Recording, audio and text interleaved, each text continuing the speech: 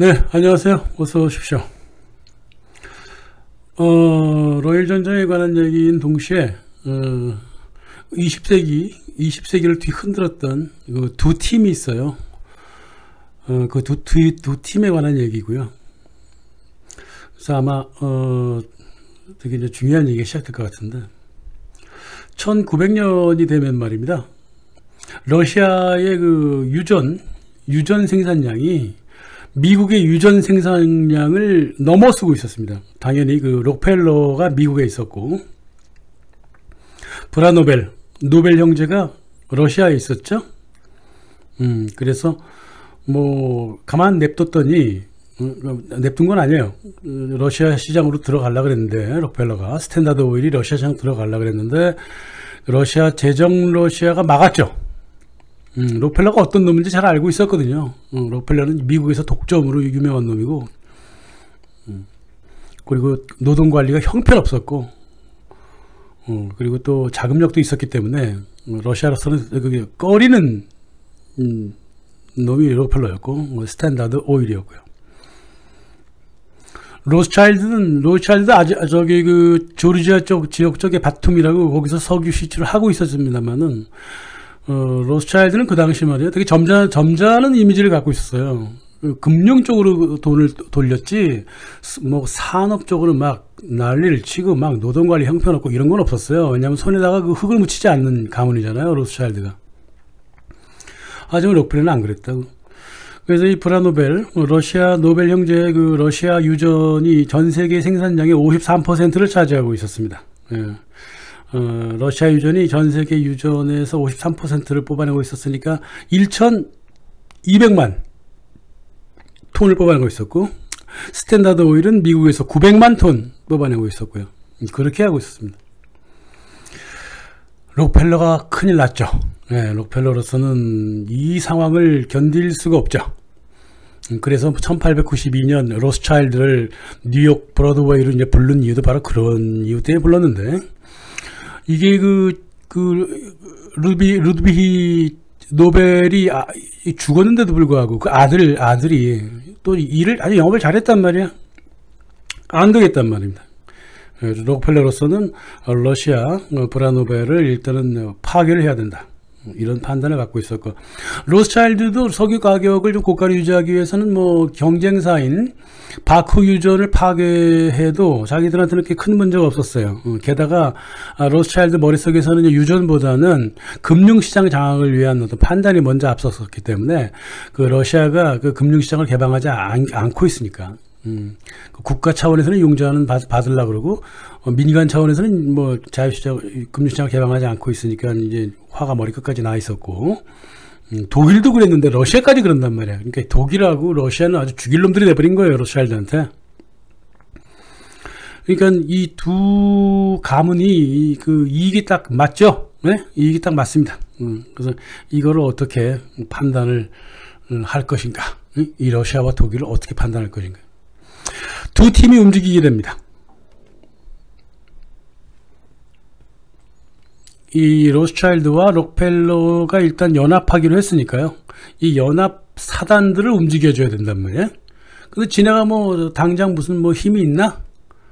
뭐 갑자기 뭐 사람들을 이렇게 할 수 있나? 못하죠. 그러나 알프레드 밀러가 움직이기 시작해요. 알프레드 밀러는 그 세실 로즈가 영국과 미국이 주도하는 세계 제국주의 플랜을 그 유언으로 남겼는데, 그 유언과 동시에 움직였던 사람이 바로 알프레드 밀러 케이프타운 총독이에요. 이 사람을 알지 못하면 20세기를 알지 못합니다. 당연히 건너편에 미국 쪽에는 야콥 쉬프가 있었죠. 이 사람도 알지 못하면 20세기 세계사를 도무지 알 수가 없어요. 그래서 영국 쪽에서는 영국의 그 세실 로드 재단 사람 알프레드 밀러, 그리고 세실 로드가 원래가 그 로스차일드랑 같이 일을 했기 때문에 어차피 로스차일드맨이라고 봐도 상관이 없습니다. 자콥 쉬프는 아예 로스차일드랑 친척이잖아요. 사돈지간이잖아요. 그러니까 로스차일드가 위쪽에서 다 있었다. 이 네트워크를 두 개를 다 갖고 있었다 이렇게 생각하면 되고, 여기에 이제 그 록펠러도 끼어들고 JP 모건도 끼어들고 이렇게 되는 겁니다. 그래서 알프레드 밀러가 이제 죽은 다음에는 이제 처칠이 이 사람의 업무를 이어받죠. 처칠의 역사적인 의미는 바로 영미 제국주의의 그 2차 세계대전을 통한 영미 제국주의의 그 연장선에 있다. 이렇게 보면 되고요.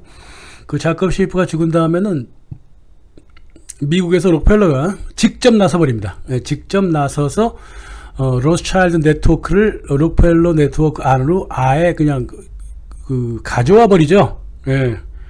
대단한 사람이에요, 록펠러도. 그렇다고 뭐 로스차일드가 뭐 끌려가느냐, 그것도 아니지만.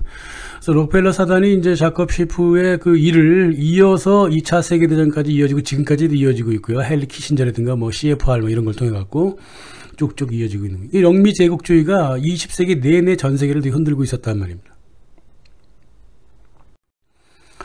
그래서 로스차일드와 함께 협업을 했던 세실 로즈에 관한 문제는 그 자주인 라디오, 그 비밀단체를 만들어 앵글로색슨 민족이 지배하는 세계를 만들자라고 하는 영상을 보시면 거기다 나와 있는 얘기고요. 조금 더 자세히 들어가면 이제 알프레드 밀러가 거기 등장하는데, 알프레드 밀러는 굉장히 비밀스러운 인물이지만은 자기가 하는 행동은 모두 다 공개적으로 드러나 있었어요.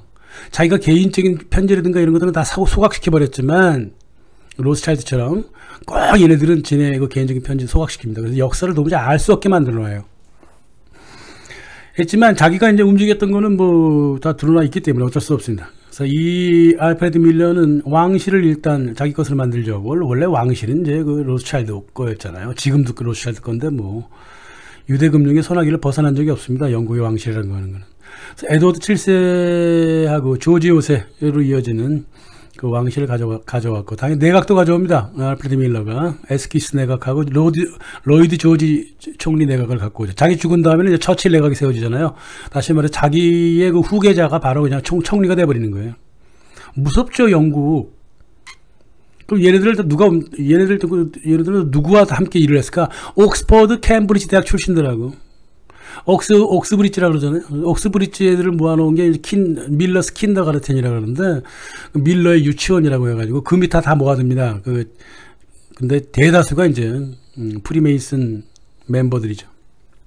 청년 처칠도 그 안에 들어가 있고, 미국 쪽에 손을 대기 시작합니다. 알프레드 밀러가. 그래서 미국 쪽에 손을 대서 미국의 그 친영론자였던 시어드로 루즈벨트를 대통령으로 만들어내죠. 그 윌리엄 맥킬리 대통령 죽인 다음에 윌리엄 맥킬리를 알프레드 밀러가 죽였다는 뭐 얘기도 되게 많아요. 되게 많습니다만은 그 명확한 증거가 없으니까 그냥 그렇다는 소문이 있다는 것만 그냥 하면 되고, 시어드로 루즈벨트는 뭐 당연히 알프레드 밀러와 친분 관계가 있었고, 미국에서 영미 제국주의를 위한 첫 번째 대통령이다 이렇게 생각하면 됩니다. 그 이후에 이제 자기의 그 조카가 이제 프랭클린 루즈벨트잖아요. 그래서 계속 영미 제국주의를 이어가다가 영국의 그 하부 구조를 모두 미국으로 갖고 들어오는 그런 일이 20세기 내내 벌어졌죠. 네? 그런데 미국 쪽에서는 이제 영국에 이제 밀러 팀이 있다면 미국 쪽에는 자컵 쉬프 팀이 있죠. 그 당시 그 자컵 쉬프가 되게 그 유명한 사람이었어요. 돈도 되게 많았고, 크넨로프라고 하는 은행을 갖고 있었고요. 거기에 폴 와버그 도이치 은행장도 같이 이사로 들어가 있었고요. 로스차일드도 아들들 이사를 넣었고요. 그 안에 넣고, 또 록펠러가 가만히 있을 사람이에요. 크넨로프 안에다가 자기 장인을 이사로 집어넣습니다. 장인. JP 모건이야 뭐 쿠넨롭 이상으로도 큰 은행이었으니까 그렇게 흔들리지 않았고, 뭐 이익이 서로 맞으면 같이 활동을 했고, 그래서 자컵 쉬프는 미국 그 당시 뉴욕 월가에서는 뭐라고 알려졌었냐면 아메리칸 로스차일드라고 알려졌어요. 미국의 로스차일드, 그러니까 영국에서 파견된 로스차일드 직원이다 그 말이에요. 당연하죠. 그 사돈 관계인데. 그래서 이 쿤롭이 상당히 되게 적극적으로 그 일을 합니다. 로펌, 설리반 앤 크로멜이라는 로펌도 갖고 움직였어요. 이게 되게 유명한 로펌이에요. 설리반 앤 크로멜. 그 독일의 히틀러를 만들어준 로펌이에요. 그건 뭐 나중에 말씀드리겠습니다. 10억 달러를 갖다 주죠. 20억 달러를 갖다 주죠. 그래서 미국하고 독일의 금융 자본을 집중시켜갖고 토마스 에디슨 있잖아요. 그 전기 회사를 독점화 시켜줬어요. 그리고 1898년에는 이제 에드먼드 해리맨이 미국 철도를 독점화 시켜줬고요. 1901년에는 카네기 철강을 독점화 시켜줍니다. 그러니까 이 독점이라고 하는 게 말이에요. 증권을 서로 간에 이리 움직이고 저리 움직이고, 순환시키고 이러지 않으면 그 독점하기가 되게 어렵거든요. 이 머리를 갖다가 바로 설리번 앤 크로멜하고 쿤앤롭 직원들이 만들어 준 거죠. 그러니 록펠러가 보기에도 쿤앤롭은 정말 써먹을 수 있는 굉장히 중요한 기관으로 알고 있었고 자기의 장인을 그 안에 집어넣지 않을 수가 없었습니다. 록펠러는 또 미 국무부하고도 연관이 되게 많았습니다. 1900년대 이후부터.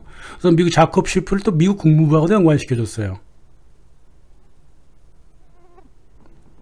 그래서 나중에 지금은 아니지만 나중에 1910년이 넘어가게 되면은 그 우드로 윌슨 사단이라고 만들어집니다. 우드로 윌슨을 대통령으로 만들어주고 그 안에 프랭클린 루즈벨트를 집어넣고 그 안에 에드워드 맨델 하우스를 또 집어넣습니다. 이것이 모두 자콥 쉬프 팀에서 한 일이고 이 자콥 쉬프 팀이 가장 큰 일을 한 게 뭐냐면은 미국 중앙은행을 자기들 개인 사업가 밑으로 가져왔다는 거예요. 그게 1913년에 벌어진 일입니다. 예, 그런 일을 다 벌이기 전에 첫 번째 단추를 얘네들이 어떻게 끼냐 하면은 바로 러일 전쟁으로 첫 단추를 끼게 되는 거예요. 이 금융의 세계화를 위한. 거기에 대한 재반사항은 딥스테이트 연구소 동영상 록펠러와 로스차일드에 나와 있습니다. 그 전후 1, 2, 3편을 좀 그냥 살펴보시면 이해가 되실 거예요.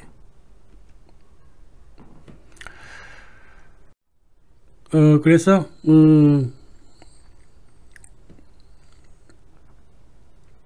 1900년대가 굉장히 중요한 시대가 연도가 되는데요. 그 영국의 에드워드 7세가 1901년에 즉위를 하는데 에드워드 7세는 이제 철도철미하게 그 로스차일드 맨이죠. 그래서 독일과 러시아를 붕괴시키겠다고 아주 입에 거품을 물고 다니던 거의 깡패 수준의 놈이었어요. 이 에드워드 7세가.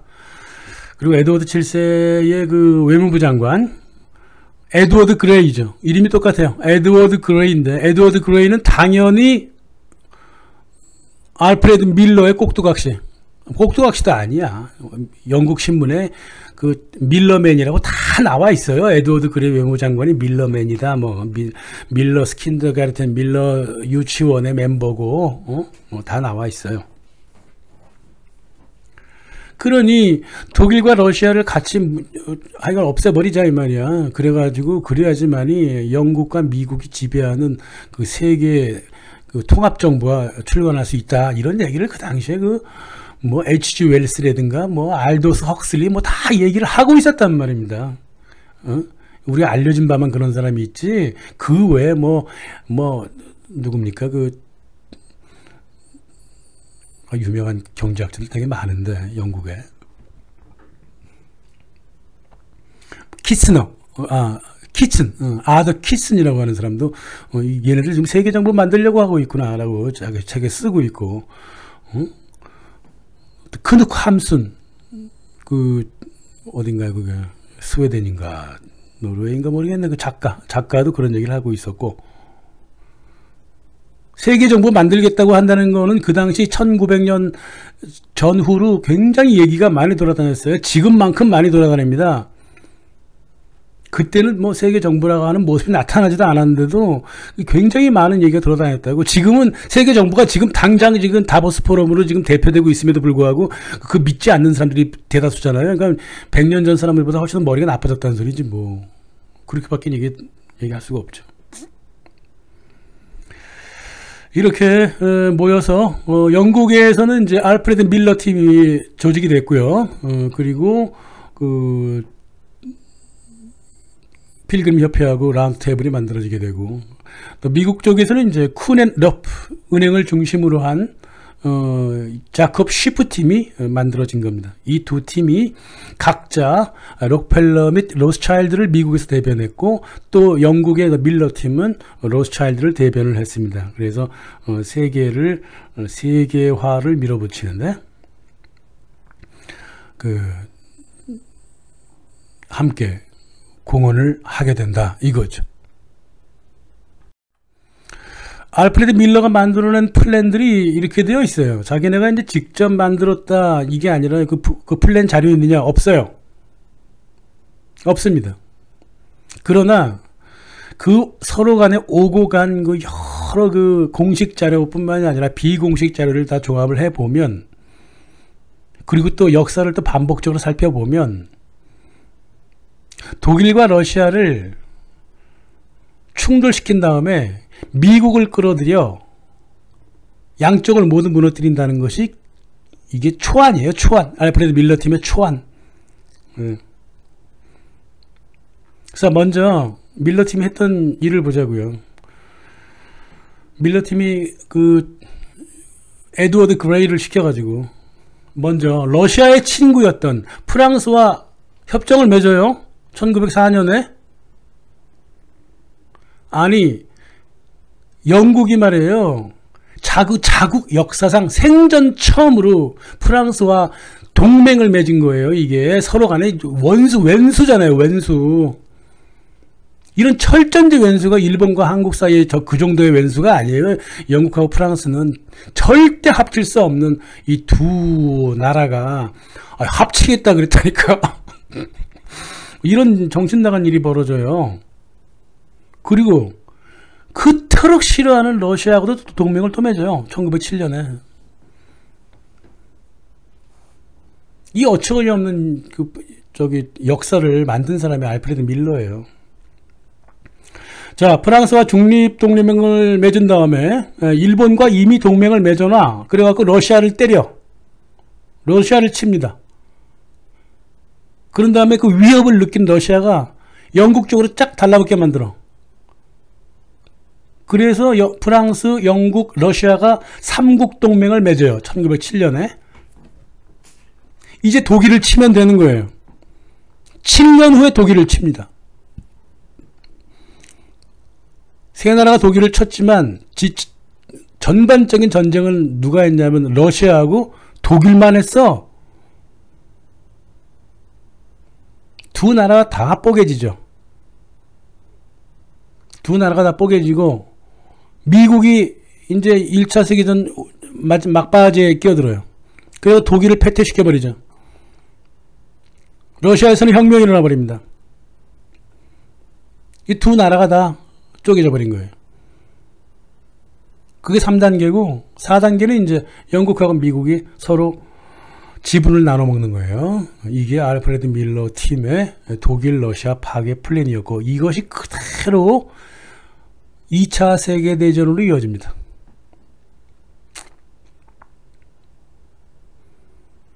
러시아와 독일을 충돌시킨 다음에 미국이 끼어들어서 독일을 정리하고 러시아도 함께 정리해버리는 거예요.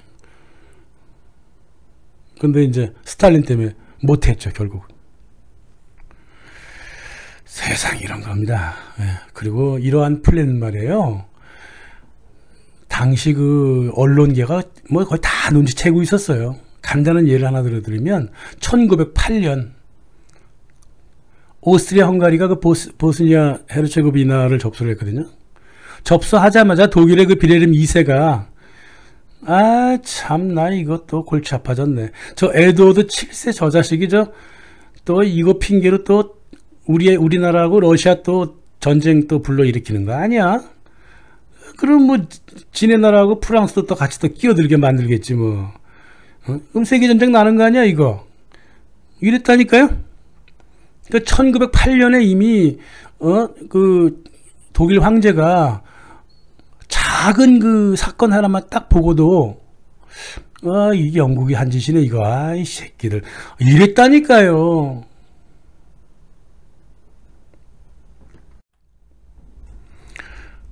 그래서 영국이 그 영일 동맹을 맺잖아요. 1902년에. 그리고 1905년에 한 번 더 맺습니다. 영일동맹이 체결되니까 일본은 완전히 삽살개가 돼가지고 말이에요. 자기가 아시아의 영국이라 그러질 않나. 에? 무슨 또 영국이 또 러시아를 싫어한다니까 진도 같이 싫어해. 응? 자기네가 영국인인 줄 알아요. 일본 애들 지금도 그렇다니까요. 얘네들 일본 아이들 무식성이 그런 게 있어. 자기네가 아시아의 영국이래요. 백인이고. 그래서 우리를 아시아 사람으로 보지 말아달라고 그렇게 사정을 하는 거야. 사정을 해. 그냥 이 전 세계 국가들한테 쪽팔리지도 않나 봐. 얘네들은. 영일 동맹이란 게 딴 게 아니에요. 일본이 전쟁을 일으키면은 영국은 중립을 취한다. 1905년 저기 내용은 뭐냐면 일본이 두 나라 이상과 전쟁을 하면은 영국은 참전할 수도 있다. 이렇게 돼 있단 말이야. 동맹이 원래 그런 거 아니에요? 원래 그런 거예요. 두 번에 연속 걸쳐갖고 왜 그 동맹을 이렇게 맺었을까? 일본 똥꼬를 계속 쑤셔갖고 러시아를 공격하라 그 말이에요. 러시아나 중국이나 어디 둘 중에 하나 공격하면은 어떻게든 간에 우리가 해결을 볼 수 있다 이 말이야. 어느 쪽이든 간에.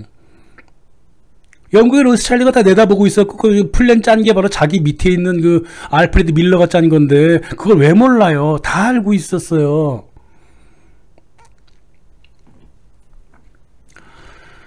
그래서 일본이 영일동맹을 맺자마자 군국주의를 더욱더 강화했고요. 국채를 팔으려고 그렇게 돌아다녔습니다.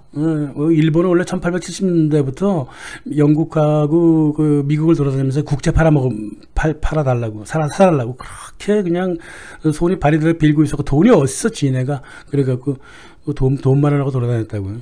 영일동맹 맺어주고, 저기 군함도 만들어주고 막 이러니까는 얼마나 좋아. 그거 다 빚인데. 예?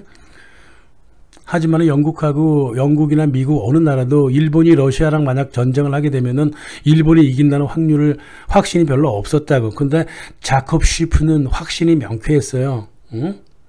이게 어차피 러시아의 로스차일드 본점에서는 러시아의 용자를 지금 끊고 있고, 즉 군산 병참을 잊지 못하게 만들고 있고, 게다가 발틱 함자라고 있는 것도 실은 그게 다 구형이야.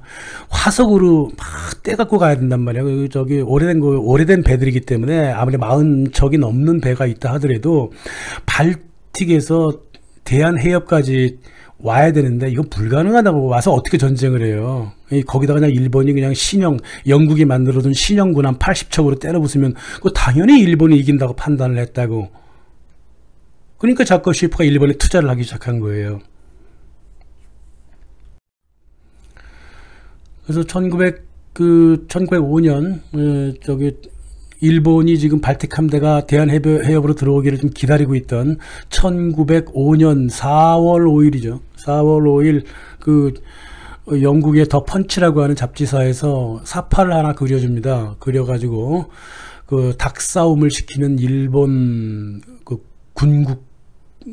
국방성, 그리고 그 뒤에서 돈을 지금 대고 있는 미국과 영국, 즉 다시 말해 영국에서는 이제 밀러팀 로스차일드가 되겠고, 또 런던 시장이 되겠고, 또 미국에서는 당연히 자콥 쉬프하고 뉴욕 월가 시장이 되겠죠. 일본 국채를 이렇게 야금야금 사주면서 계속 전쟁하라고 부추기고, 일본은 지네가 잘난 줄 알고 발틱 함대가 들어올 때까지 기다리고 있었다고 말이에요. 그때 이 더 펀치에서 일러스트레이션을 그려가지고 1905년 4월 5일 날 출간된 거를 4월 12일 날 뉴욕에서 있었던 자콥 쉬프한테 선물로 보내줘요. 너 지금 이거 하고 있지? 이러면서.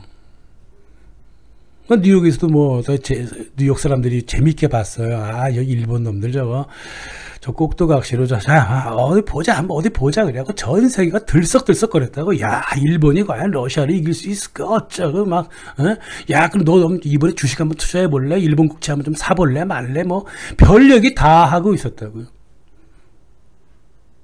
근데 무슨 자콥 쉬프와 로스차일드, 록펠러가 러일 전쟁에 거의 다 만들어버렸는데 왜 거기에 대해서 얘기를 하면 음모론이 이런 헛소리를 하는지. 난 그런 사람 보면 바보 같아. 아무리 봐도 바보 같아요. 이때 미국에서 1905년 4월달에 이제 대한해협에서 전쟁이 터지잖아요. 4월 달에 막 두근두근 거릴 때, 미국 사람들이, 영국 사람들, 프랑스, 뭐, 네덜란드, 스페인, 이탈리아 사람까지 합쳐갖고, 일본 사람도 들썩거렸어. 이 국채를 살까 말까, 뭐, 주식 살까 말까, 막, 군산업체에다 막 돈도 갖다 대고 막 이러면서 움직인 돈이 7,500만 달러였어요. 미국만 해도. 이 닭싸움에 건 돈이 7,500만 달러가 움직였다고. 그 당시 돈으로.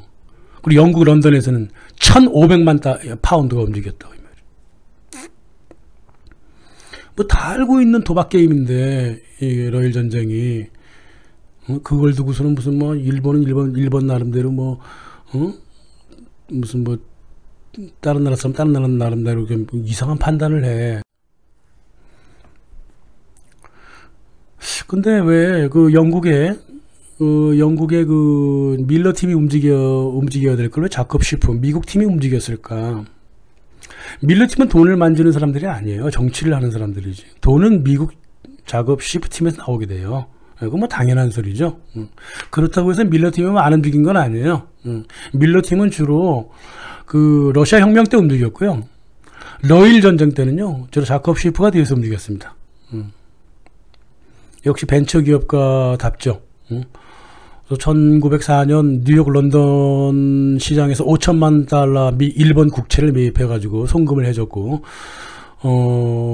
자컵 슈프는 뭐 자기 개인 돈이라 그러면서 국채를 2억 달러를 사가지고 송금을 해줬단 말이에요. 엄청나죠. 근데 뭐 자기 돈은 아닐 거예요. 여기저기 이제 모아서 보내줬겠죠. 그리고 나서 1905년 전쟁이 벌어지니까 이제 뭐 JP 모건 뭐 또 누굽니까?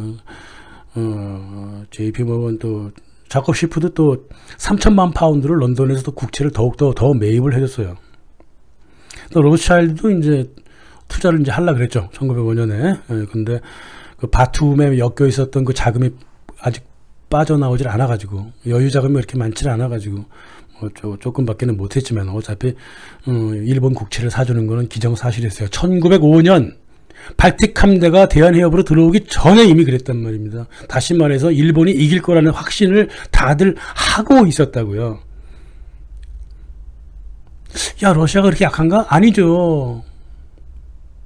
여순항에 있었던 배들 몰래 가서 다 폭파시켜버리고, 반자의 돌격으로, 육지에서 얼마 되지도 않는 러시아군한 달겨들어가지고, 잠시 한두 전투 이겨놓고, 뭐 한두 전투는 아니에요. 뭐 전투가 몇 개 있었는데, 러시아 그 당시가 전쟁을 할 수 있는 상황도 아니었고, 돈도 없었고, 가난했어요. 그래서 그래요. 그래서 1905년이 되면 그 카네기, 뭐 JP 모건, 뭐 로스차일드, 쿠넨럽, 또 자컵 슈프, 뭐 제일 중요한 사람이죠. 이런 사람들이 모여가지고 일본한테 1억 달러를 추가로 송금을 해줬고요. 자컵 슈프 2억 보냈지. 그 전에 5천만 달러 보냈지. 1억 달러 또 보냈지. 영국 런던에서 3천만 파운드 다시 또 국채 매입을 해갖고 현금으로 일본으로 보내줬죠. 당연히 전쟁 일본 이기죠. 응? 자, 러시아를 보자고요. 러시아가 그 여순항이 이제 그 막 위협을 당하고 있고 하니까 크론슈타트, 이 북해 쪽에 크론슈타트 45척의 러시아 함대가 뜹니다. 1904년 10월 15일 날 떠요. 이 옛날 구식배 43척이 뭐 2척은 뭐 문제가 있었다고 치고 떠가지고 말이에요. 반반씩 나눠갖고 흑해에 머물러 있었던 러시아 함대를 지중해로 내보내려고 그랬는데, 그 영국이 장악하고 있잖아요, 수에즈 운하를.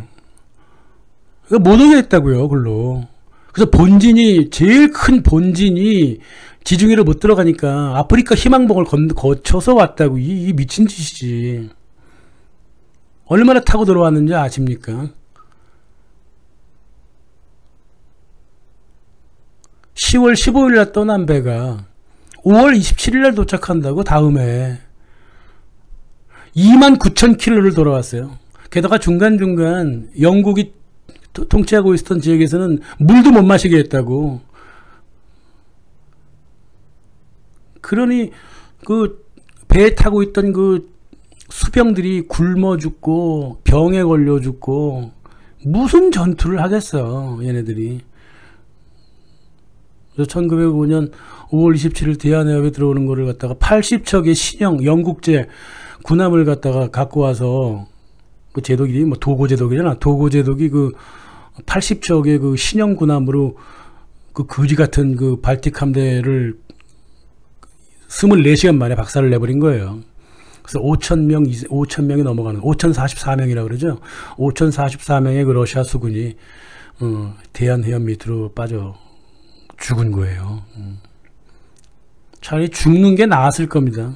220일 동안 3만 킬로를 굶고 병 들어가면서 돌아와서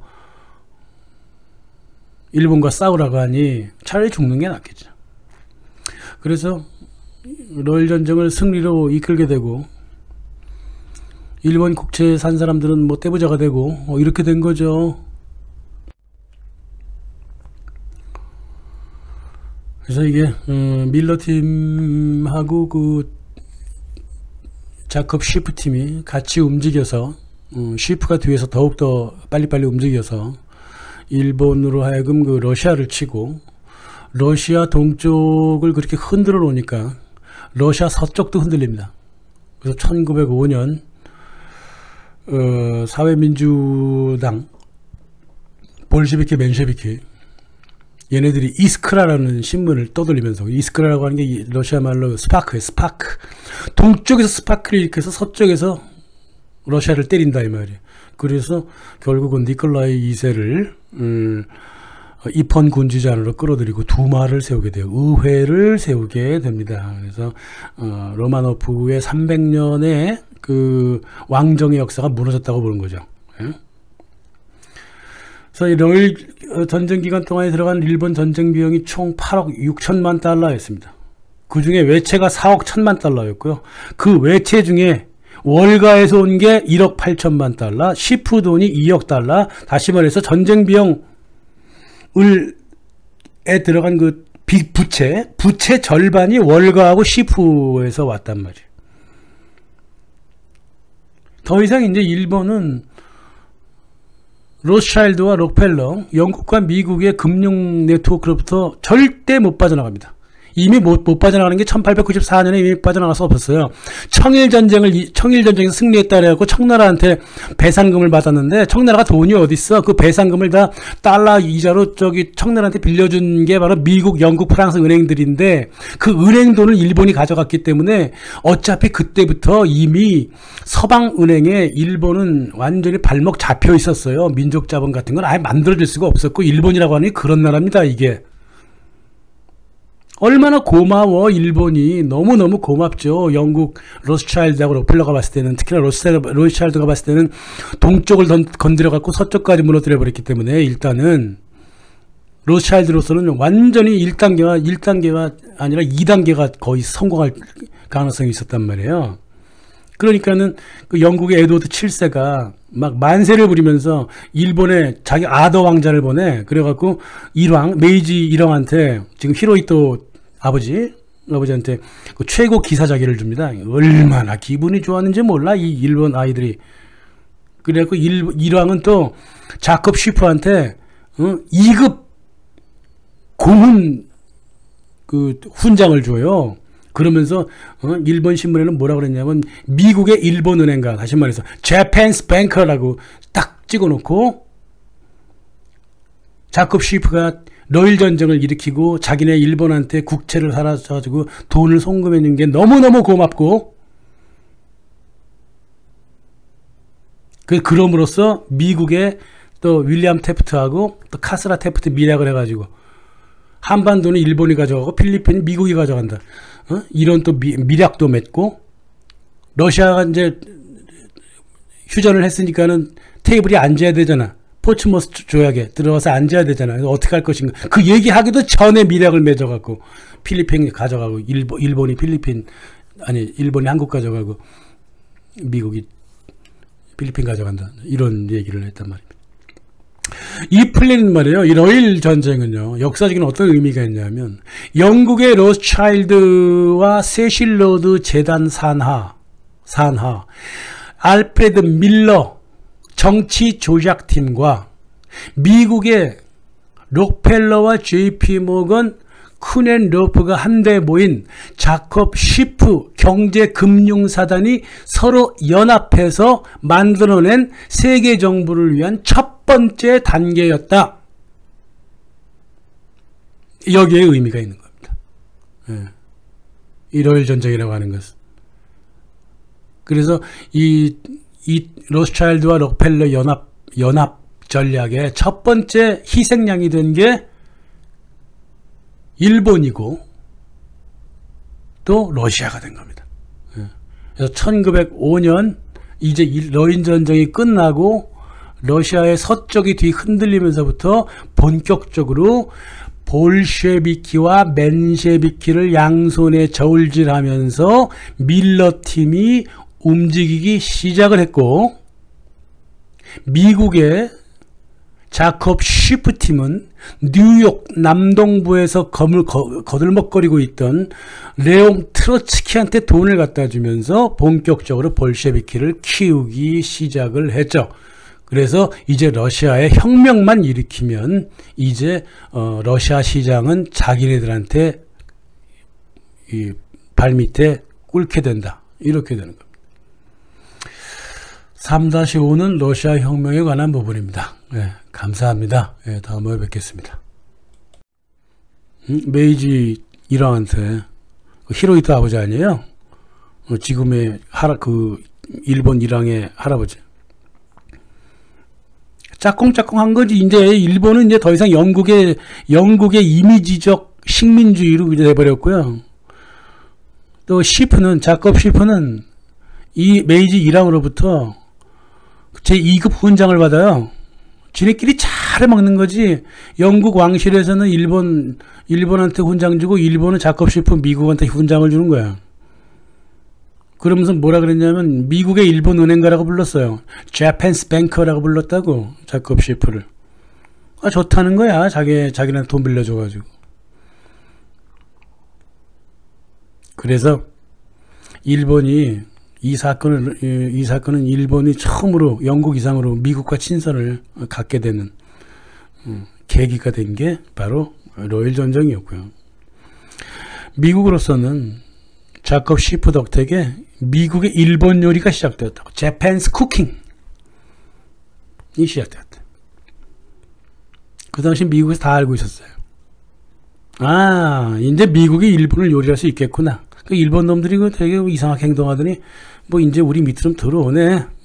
그러면서 미국의 그 국방장관 윌리엄 탭트, 그러니까 1905년 7월 27일 필리핀을 미국이 필리핀을 가져가고 한반도는 일본에 이양한다는 비밀협정 카스라 테프트 미략을 하죠. 이게 원래가 러시아랑 같이 만나야 되거든요. 패전국인 러시아랑 만나고 이 협약을 해야 되는데, 이제 그 포스포스 조약이 나중에 벌어지잖아요. 그 전에 지네끼리 이미 해결받단 말이에요.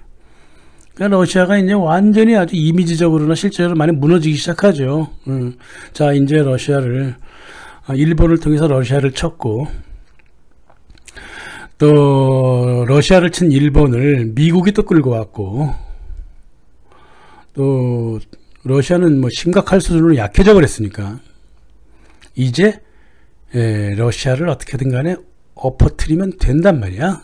이제 볼셰비키와 맨셰비키를 준동시키면 되는데, 요 일을 본격적으로 자콥 시프는 뒤로 쪽 빠지고 밀러 팀이 나서서 요리하기 시작합니다. 그게 바로 러시아 혁명이죠. 예, 다음 호에서 뵙겠습니다. 감사합니다.